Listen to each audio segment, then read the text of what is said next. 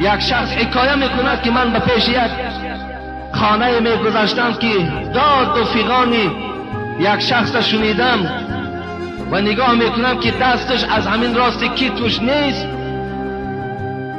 و آمدم از او پرسیدم این چی سبب است، چی داد میگویی؟ گفت بسیار یک کیسه عجیبه دارم برای تو بیان میکنم، در صحیفه های تاریخ بنویس تا که برای آینده ها درس شود.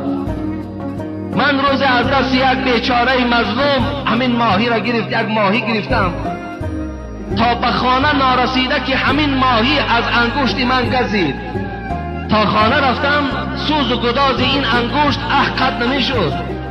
نزد طبیب آمدم، گفتن حتمی این انگشت بریدن در کار. انگشت بریدم، از بین یکان ساعتی گذشت که درد به سوی دست‌ها آمد. باز نزد طبیب آمدم، گفت بنده خدا، گفت تا دستت اگر از آرنج بریده نشود این درد از وجود تو گم نمی شود.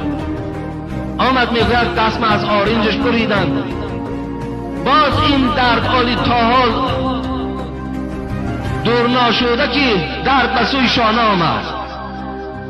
طبیب گفت برادر عزیز دست از شانه بریدن در کار. تا حال با از شانه میبرن لیکن تمام بدن من میسوزد. این به خاطر چی بود؟ به خاطر آن که یک ماهی از دست یک آدم مظلوم، یک بیچاره با جبر و با ظلم گرفته شد و گفت این عاقبت آن کسی هست که ظلم در حق یک برادر مسلمان میکنه.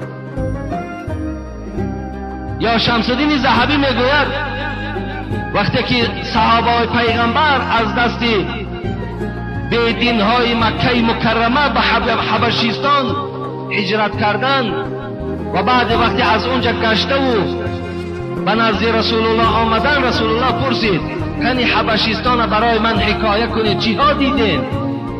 صحابه پیغمبر چی گفتن؟ گفتن ما یک منظره عجیب دیدیم، ای حبیب خدا اگر اجازت باشد باید نقل کنیم. گفتن نقل کنیم. گفتن منظره عجیب این است که روز یک زن بالای سر کوزه داشت که کوزه پر از آب بود. وقتی با کوچه میگذشت به ناگاه یک جوان آمد و از دست این زن داشت و دست او را تاب داد به سوی قفا و یک ضرب دیگر در کوزه این زن زد و کوزه در زمین زد. این زن در جواب این مرد چی گفت؟ گفت ای مرد، گفت تیاری تا ببین روز قیامت وقتی پروردگار کرسی خدا میزند و اونجا قضاوت و حکم در دست پروردگار می آید، اونجا این معامله که با من کردی تو جوابش پیشگاه خدا را میگویی. ببینین حبیب خدا وقتی این سخن میگه شنید گفت این مادر حق گفتن. روز قیامت حقی مظلوم از حقی ظالم گرفته می شود. چگونه امروز بعضی از ظالمای ما هم دست در بالای روی مال دختران میزند و از بالای سرشان کشیده میگیرد. این ممکن نیست. فقط دلیل چی است؟ ممکن نیست. الله حکم دارد.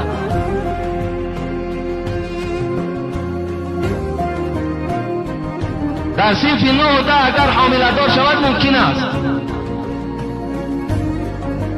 اگر پدر و مادرش در خجالت و شرمندگی و در بی‌آبرویی قرار دهد ممکن است.